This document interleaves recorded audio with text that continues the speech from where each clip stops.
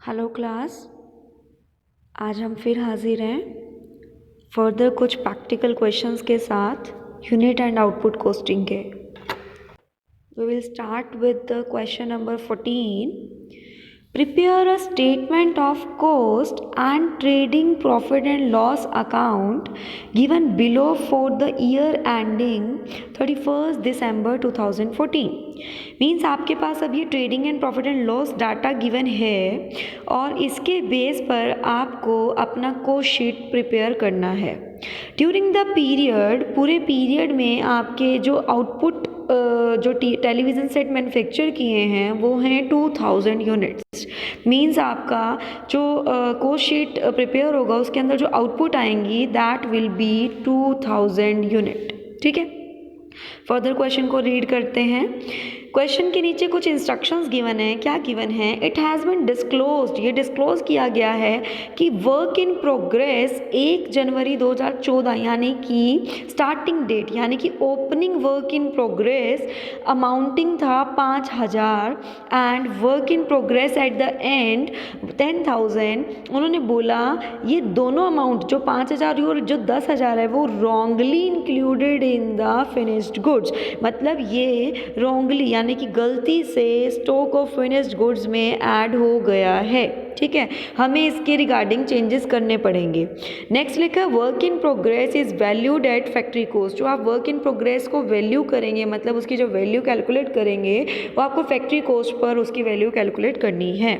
So you are required to prepare cost statement along with the profit statement. मतलब आपको यहाँ पर cost sheet जो मैंने आपको कोस्ट शीट, एक सिंपल कोस्ट शीट मैंने लास्ट वीडियोस में बताई हुई है और एक मैंने कोस्ट विद प्रॉफिट स्टेटमेंट वाली बताई हुई है। इन्होंने अगेन बोला cost statement along with the profit statement, मतलब हम सेकेंड वाली अपना यूज़ करेंगे। ठीक है, स्टार्ट करते हैं। आप क्वेश्चन में जो डाटा गिवन है वहाँ से चेक कीजिए। देखिए ओपनिंग स्टॉक गिवन है, रॉ मटेरियल भी और फिनिश्ड वाला भी। ठीक है, इधर से क्लोजिंग स्टॉक गिवन है, रॉ मटेरियल भी, फिनिश्ड वाला भी। ठीक है, अभी हमें स्टार्टिंग में ओपनिंग रॉ मटेरियल चाहिए होता है। ठीक है, फिनिश्ड वाला नहीं, रॉ मटेरियल। सो हमने यहाँ पर रॉ मटेरियल ले लिया, दैट इज़ 40,000। ठीक है, अब आप क्वेश्चन में चेक कीजिए, आपके पास परचेजेस गिवन है। आप चेक कीजिए, देखिए परचेजेस ऑफ मटेरियल गिवन है कितना, 1,20,000। सो आपने वो ऐड कर लिया।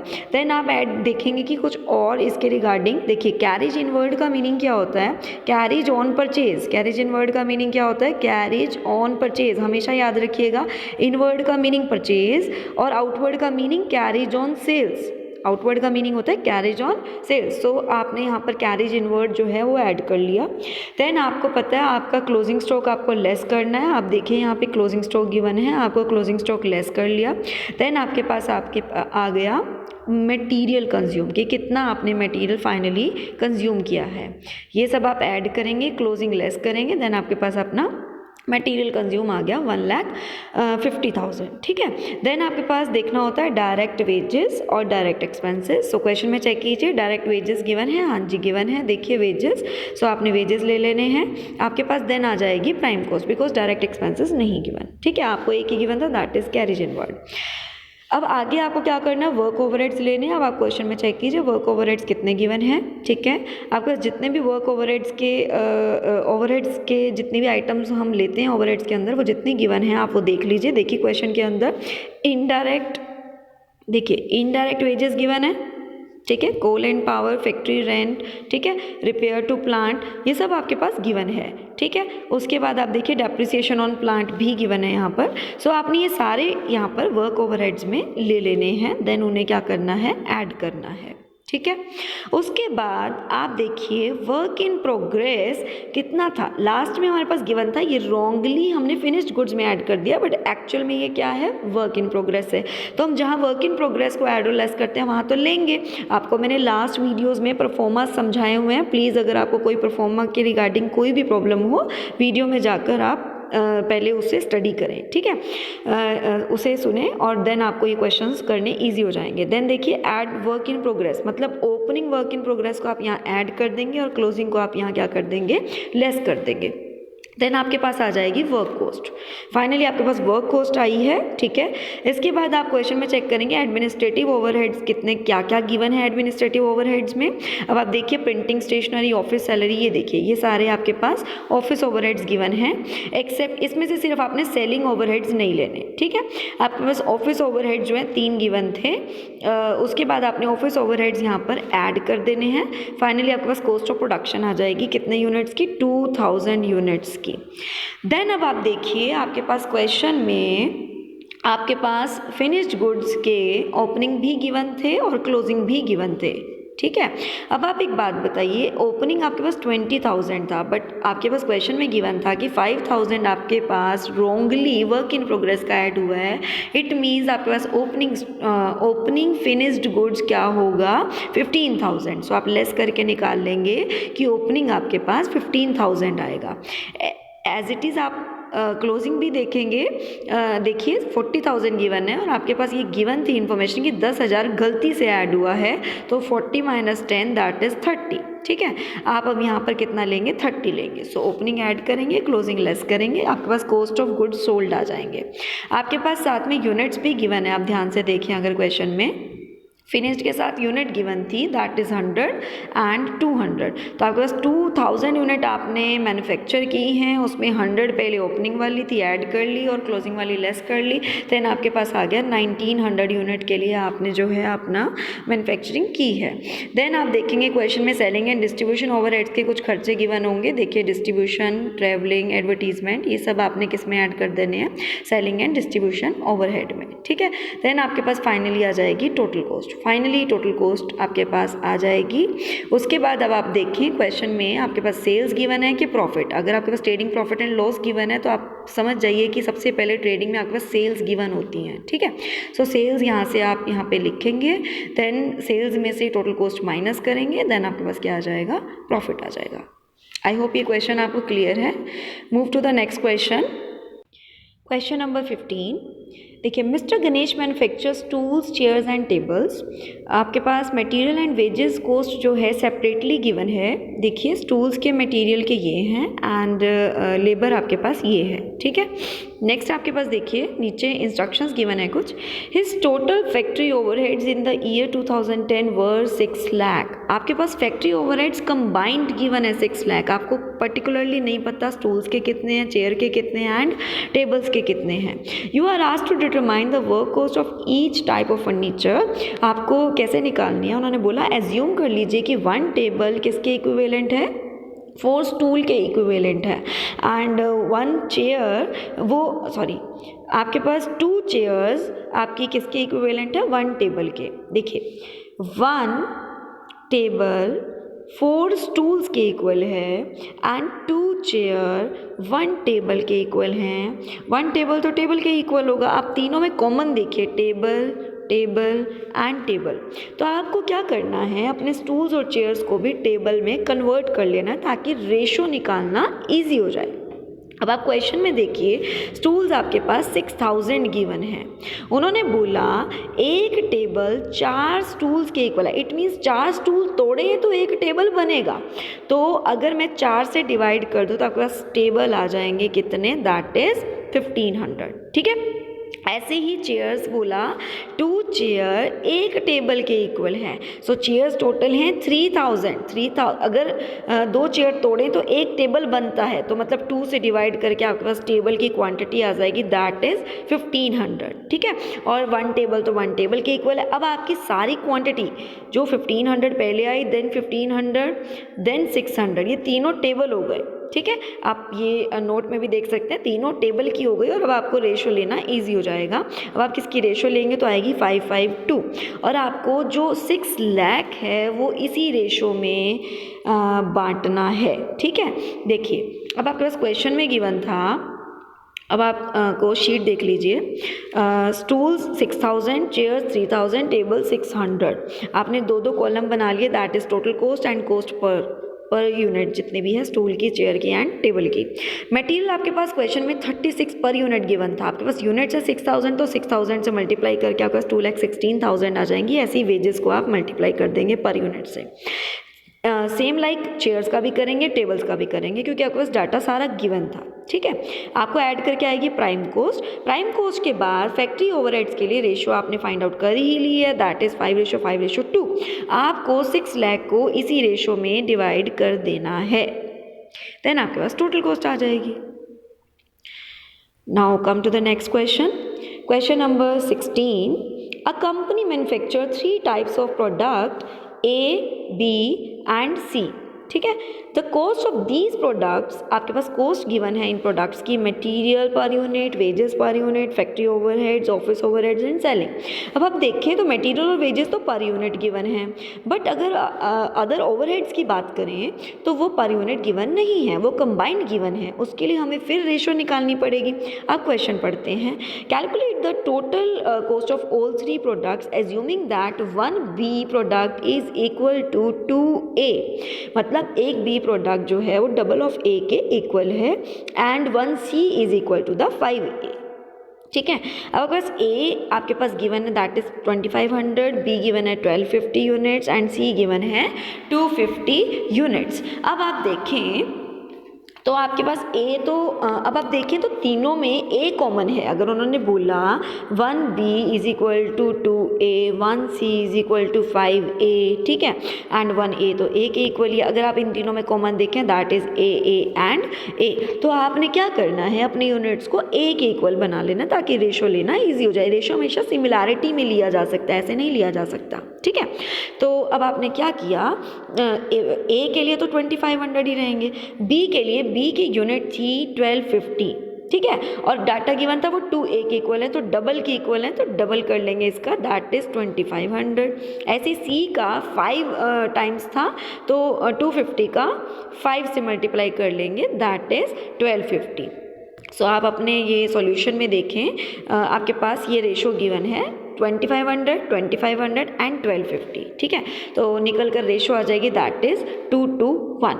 और जितने भी आपको लास्ट क्वेश्चन की तरह ही है ये भी, जितने भी आपको ये ओवरहेड्स हैं ये आपको 2:1 में डिवाइड करने हैं। ठीक है, बाकी नॉर्मल क्वेश्चन है, वही मटेरियल वही वेजेस आपको पर यूनिट लेने हैं।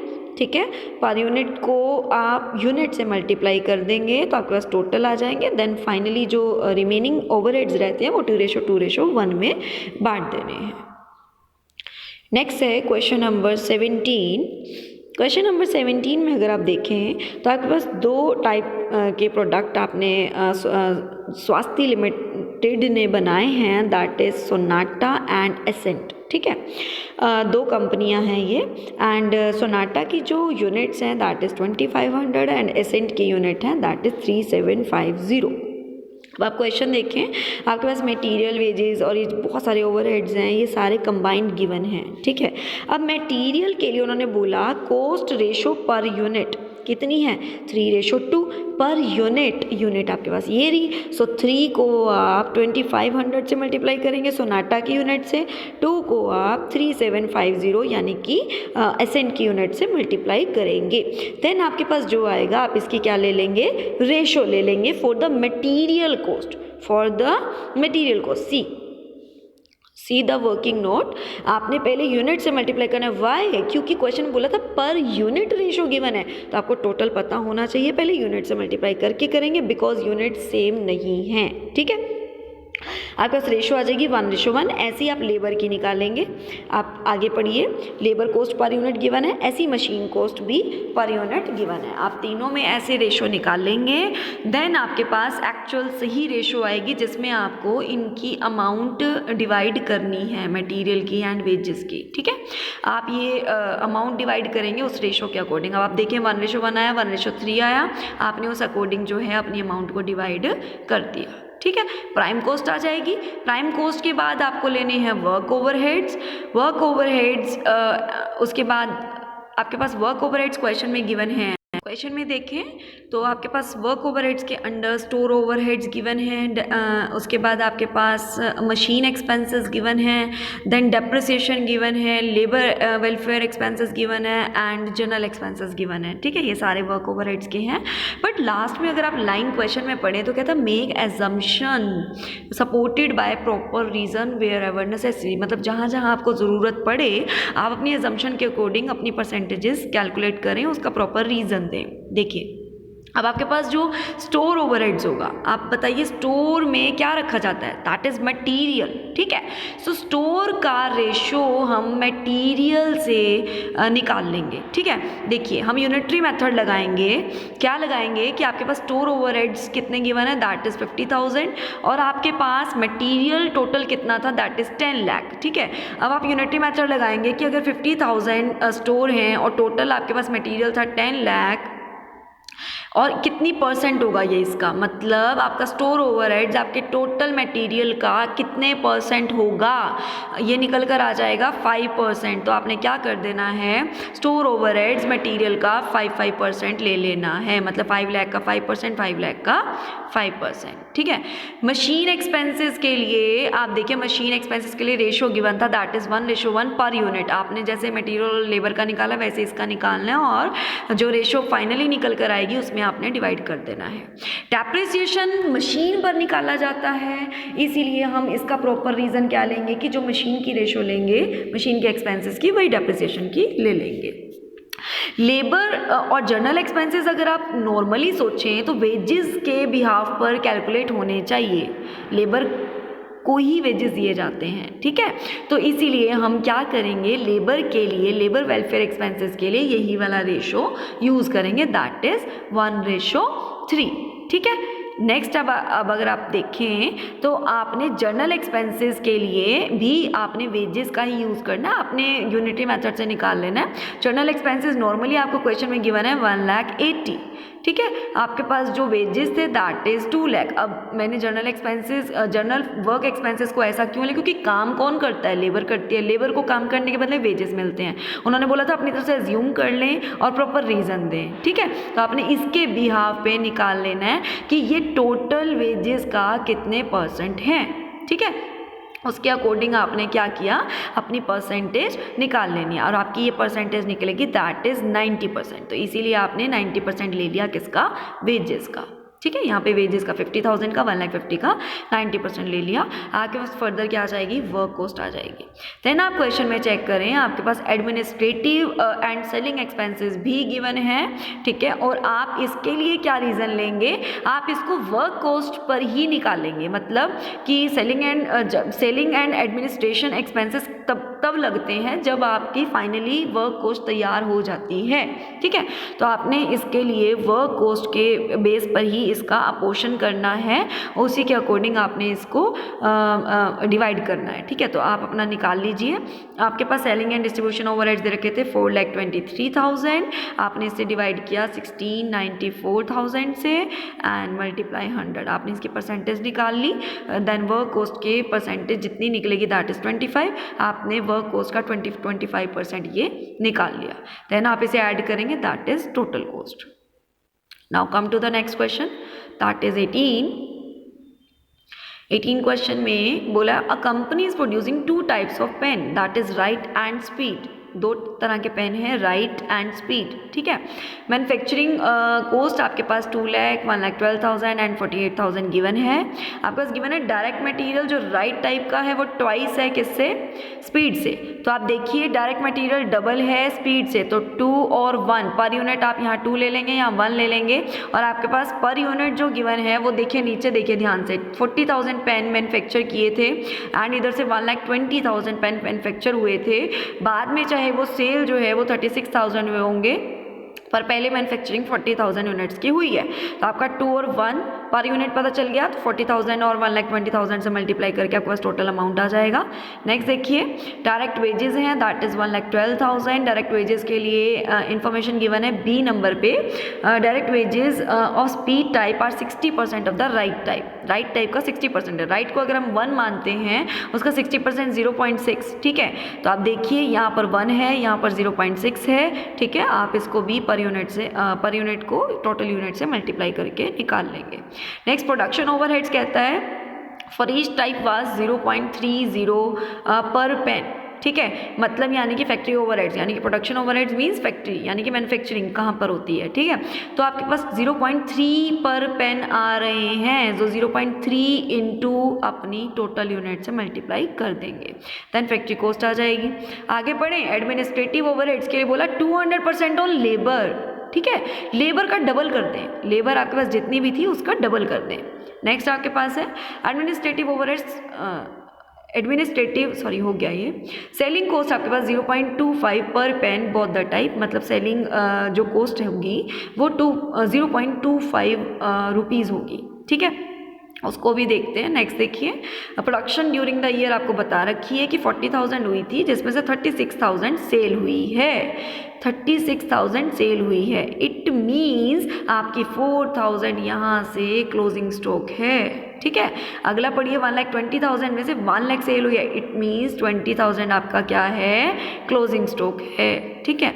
तो आप क्या करेंगे, ये क्लोजिंग स्टॉक यहाँ से माइनस कर देंगे, ठीक। उसके बाद आपके पास आ जाएगी cost of goods sold, then आपके सेलिंग एक्सपेंसेस यूज होंगे, दैट इज 0.20 पर पेन। जितने सेल हुए सिर्फ उतने, सेल कितने हुए यहाँ पर हुए 36,000 और यहाँ कितने हुए 1 लाख, तो उसी से आपको ये 0.25 को मल्टीप्लाई करना है, देन टोटल कॉस्ट आ जाएगी। टोटल कॉस्ट के बाद अगर आप देखें तो सेलिंग प्राइजेस गिवन था ₹7 एंड ₹5 पर पेन, जितने आपने सेल किए उससे आप मल्टीप्लाई करके अपना सेल निकाल लें, सेल में से कॉस्ट माइनस करके प्रॉफिट फाइंड आउट कर लेंगे। Now move to the next question, question number 19, the cost of structure of an article the selling price of which is 500 is as under. Direct material given है 50% of the total cost, direct labour given है 30% on the total cost, आपका selling price total कितना गिवन था 500, balance कहता है overheads, balance means देखिए 100 में से 50 एंड 30 गए, कितने होंगे 20, ठीक है, तो बैलेंस कितना हुआ 20%, सो ओवरहेड्स आपके कितने हैं 20%।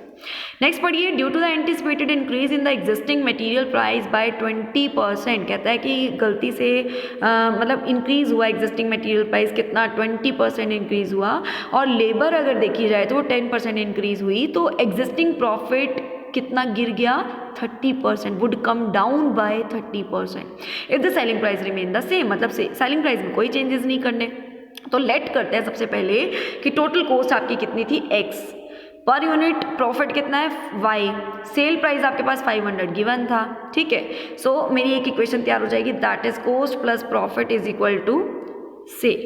आपके पास एक इक्वेशन तैयार हो गई। अब आप x का 20% बढ़ा रहे हैं, मतलब इंक्रीज कर रहे हैं, ठीक है। कॉस्ट मटेरियल में 20% क्या हुआ, इंक्रीज हुआ, ठीक है। सबसे पहले सबसे पहले आप देखें तो 50% ऑफ टोटल कॉस्ट था, टोटल कॉस्ट मैंने 1 मानी है, तो 1 का 50% दैट इज 0.50 आपका ये प्रेजेंट कॉस्ट होगा, ऐसी 30% 0.30 एंड देन ओवरहेड 0.20। अब आप इसका कितना बढ़ा रहे हैं 20% बढ़ा रहे हैं, सो 0.50 का 20% कितना होता है 0.10, ठीक है। तो वो इतना इंक्रीज होने के बाद कितना हो जाएगा 0.60। देन आप अगला देखें तो 10% बढ़ा रहे हैं, बढ़ाने के बाद वो बन जाएगा 0.33। देन आप देखें तो आपका प्रॉफिट, ओवरहेड्स में कोई चेंजेस नहीं हो रहे, प्रॉफिट क्या हो रहा है 30% डाउन जा रहा है, ठीक है। अब आप ध्यान से देखें तो आपका पहले 1 था x, इंक्रीज होने के बाद इंक्रीज कितना हो रहा है 0.13, होने के बाद कितना आ रहा है 1.13, यानी कि x आपका कितना आ गया 1.13। नेक्स्ट आपके पास प्रॉफिट की बात करें तो 30% गिरने के बाद 1 में से अगर 0.30 को गिरा दें तो 0.70 रह जाएगा, तो 0.70y, और प्रॉफिट सेल आपकी सेम है ऐसा उन्होंने बोला, ठीक है। तो आपके पास एक इक्वेशन और तैयार हो गई। आप इन दोनों इक्वेशंस को सॉल्व करेंगे बाय सब्स्टिट्यूट मेथड। सॉल्व करने के पास आपके पास x और y की वैल्यू आ जाएगी। आपने यहाँ x और y की वैल्यू पूरी राउंड ऑफ कर लेनी है। आपके पास नॉर्मली अगर आप देखें तो 348 पता नहीं 49 पॉइंट समथिंग आएगी, आपने उसे पूरा 350 ले लेना है, ठीक है।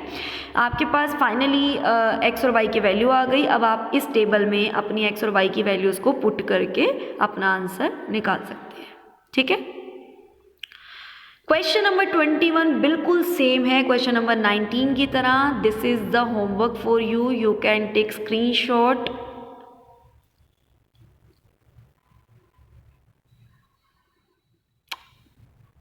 Now, question number 20. A manufacturer finds that an increase in the cost of production has taken place. Increase किया गया है कैसे? कहते हैं फॉर्मली रॉ मटेरियल है 30%. देखिए आप अपना साथ साथ कोस्ट शीट बनाते हैं. मटेरियल पहले बिफोर चेंज कितना है 30, वेजेस कितने हैं 20, रेट एंड रेंट रेट्स कितने हैं 5%, फ्यूल कितना है 10%, जनरल एक्सपेंसेस कितने हैं 15%. ठीक है. Now there has been increase. इसके बाद क्या हुआ? इंक्रीज हो गया. कितना इंक्रीज़ हुआ है आपका 50% in fuel. 50% in fuel. Fuel का 50% बढ़ा दो. फ्यूल कितना था 10 था. 10 का 50% बढ़ाइए ज़रा. 50% आपके पास आएगा दैट इज़ 5. ठीक है. तो देखिए इंक्रीज़ वाले एरिया में 5 लिखा हुआ है. ठीक है. इंक्रीज़ करने के बाद कितना आ गया 15 आ गया. ऐसे ही आप देखिए मटेरियल कितना बढ़ा है 30%. 30 का 30% दैट इज़ 9, दैट इज़ 39. ठीक है.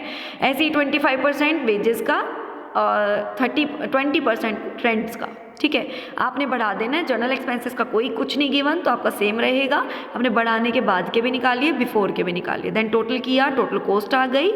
टोटल कॉस्ट के बाद अगर आप क्वेश्चन में देखें ये परसेंटेजेस हैं. क्या हैं? ये सारी परसेंटेजेस हैं. तो सेल आपकी कितने परसेंट होगी 100%. 100 में से 80 गया, 20% आपका प्रॉफिट है. ठीक है. ऐसे 20% आपका क्या है प्रॉफिट. सब आप यहाँ पे निकालें कि ये 20% 80 का कितने परसेंट बनेगा. मतलब ये तो 100 का 20% बन रहा है यहाँ पर. तो ये 80 का यानी कि कोस्ट का कितने परसेंट रहेगा. कोस्ट का कितने परसेंट रहेगा फॉर दिस केस, मतलब आफ्टर चेंज के लिए. सो आप कैलकुलेट करें. 20 यूनिटरी मेथड लगाएंगे. 20 डिवाइड बाई 80 इंटू 100. ठीक है. कैलकुलेट करें. 200 डिवाइड बाई 8 कितने परसेंट आएगा. 8 2 जा 16 और 25% कितना आ जाएगा 25%. तो आप यहाँ इस केस में क्या करेंगे 100 का 25% प्रॉफिट ले लेंगे that is 25 and then sale आ जाएगी 125. Now 21 question is homework. Come to the 22 question. A factory has received an order for the 3 different types of casting weighting, that is 18, 45, 27 ton. आप A, B, C तीनों की coast sheet तैयार कर रहे हैं. A में आपने यूनिट्स ले ली 18 टन, 45 टन, 27 टन. आगे पढ़िए. 10% of the raw material used are wasted in manufacturing and are sold as scrap for 20% of the cost price of raw material. अब इनकी बात ध्यान से समझिए. कहते हैं 10% ना रॉ मटेरियल वेस्ट हो गया था. ठीक है. चलिए अब इसका मतलब ये यूनिट्स जो हैं 18, 45, 27 ये आपकी 90% है क्योंकि 10% तो वेस्ट हो गया था. अगर 18 90% है तो टोटल कितना होगा 100/90 करके देखते हैं. ठीक है. टोटल कितना हुआ दैट इज़ 20. सो वेस्ट कितना हुआ दैट इज़ 2. ऐसे ही आप 45 का 27 का भी निकालेंगे तो आपका इस केस में निकलेगा 5 एंड इस केस में निकलेगा 3. ठीक है. आपने ऐसे ही निकालना है. सो सेल आपके पास कितना गिवन है कि सेल आपका 20% of cost of raw material पर आपने वो सोल्ड कर दिया, सेल कर दिया स्क्रैप को. सो अब आप क्वेश्चन देखिए, आगे पढ़े. कोस्ट ऑफ रॉ मटेरियल कितना है 250. तो मैं रॉ मटेरियल का 250 के हिसाब से लूँगी मेन यूनिट्स का दैट इज़ 20, 50 और 30 मतलब बिफोर रॉ मटेरियल वेस्टिंग. ठीक है. आपने ले लिया. आपने 5000, 12,500 एंड 7500 ले लिया. देन आप माइनस करेंगे सेल ऑफ स्क्रैप, मतलब आपने सेल किया 10%. ठीक है. आपका जो सेल हुआ वो 20% of cost of raw material पर हुआ. ठीक है. 250 का 20% निकालें जरा दैट इज़ 50. यानी कि जो वेस्ट हुआ वो कितने में होगा 50 रुपीज़ पर टन में. आप यहाँ पर मल्टीप्लाई करके निकाल लेंगे. किसको मल्टीप्लाई करेंगे 2, 5 और 3 को. ठीक है. आगे पढ़े. क्वेश्चन में गिवन था वेजेस गिवन थे डायरेक्ट 4000, 10,500 एंड 5,500 डायरेक्ट गिवन है, ले लेंगे. कॉस्ट मोल्ड की कॉस्ट भी गिवन थी, ये भी आप डायरेक्ट ले लेंगे. देन आपके पास आ जाएगा प्राइम कॉस्ट. ठीक है। देन आगे पढ़िए जरा, factory overheads 40% of wages, wages का 40% ले लेंगे। ऑफिस ओवरहेड्स के लिए गिवन है कि 50% of the factory overhead, 50% factory overhead का ले लेंगे। 40% ऑफ वेजेस का मीनिंग क्या है कि वेजेस का 40% लेना है, मतलब 4000 का 40%, 10500 का 40%, 5500 का 40%। ऐसी फैक्ट्री ओवरहेड्स का गिवन है तो फैक्ट्री ओवरहेड्स का वही ले लेना आपने, ठीक है। आगे गिवन है सेलिंग जो है, सेलिंग एक्सपेंसेस एक्सपेक्ट किए गए हैं कि वो 5% ऑफ द सेलिंग प्राइस होंगे, 5% ऑफ द सेलिंग प्राइस होंगे। आगे गिवन है find the selling price per ton for each type of casting if the profit is taken 25% of the final cost, मतलब फाइनल कॉस्ट का 25% अगर profit है तो आप सेलिंग प्राइस बता दीजिए। सो सबसे पहले आपका यहाँ तक क्वेश्चन सॉल्व हो गया। फैक्ट्री ओवरहेड्स आपको गिवन है, ऑफिस ओवरहेड्स गिवन है, आपने कॉस्ट ऑफ प्रोडक्शन निकाल ली, कॉस्ट ऑफ प्रोडक्शन निकाल ली, ठीक है। अब आपके पास कोस्ट का 25% आपके पास प्रॉफिट गिवन है। अब आपके पास कोस्ट का गिवन है और अभी तक आपके पास कोस्ट भी नहीं निकली है ना, क्योंकि आपने अभी सेलिंग ओवरहेड क्या ऐड नहीं किए, ठीक है। तो आपके पास आपने लेट करना पड़ेगा कि फाइनल कोस्ट अगर आपने 100 लेट करी, फाइनल कोस्ट उसका 25% प्रॉफिट है तो आपके पास सेलिंग कितना होगा, 125 होगा, ठीक है। सो आपने लेट कर लिया, 125 ये होगा, 25 ये, तो आपके पास कॉस्ट कितनी होगी, 100, ठीक है। तो यहाँ पर अगर ये 100 होगा, अगर ये यहाँ पर 100 होगा तो उसमें से ये जो 5% लेस करने के बाद ये 95 होगा, सॉरी 125 आपकी सेल होगी, ठीक है। 125 का 5% आपके पास क्या गिवन है, सेलिंग कॉस्ट, ठीक है। तो ये कितनी निकलेगी आपके पास, 125 का 5% आपके पास आ जाएगा 6.25, ठीक है, 6.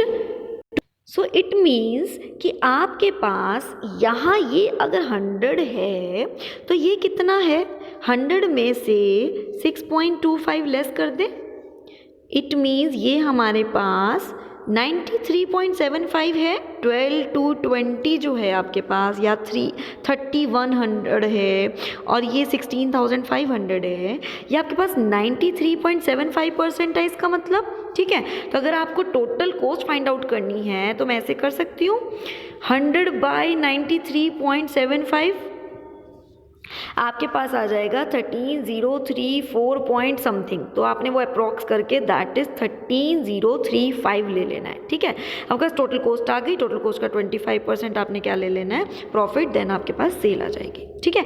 ये सब किया ये फाइंड आउट करने के लिए, आपके पास टोटल कॉस्ट आ जाएगी, टोटल कॉस्ट में से ये माइनस कीजिएगा, 815, 2007 एंड 1100 आ जाएगा, ठीक है। Thanks for the watching. अगर आपको मेरी वीडियो पसंद आई प्लीज़ लाइक कीजिए, शेयर कीजिए, सब्सक्राइब कर लीजिएगा चैनल को फर्दर आने वाले वीडियोस की अपडेट्स पाने के लिए। Thank you and have a nice day.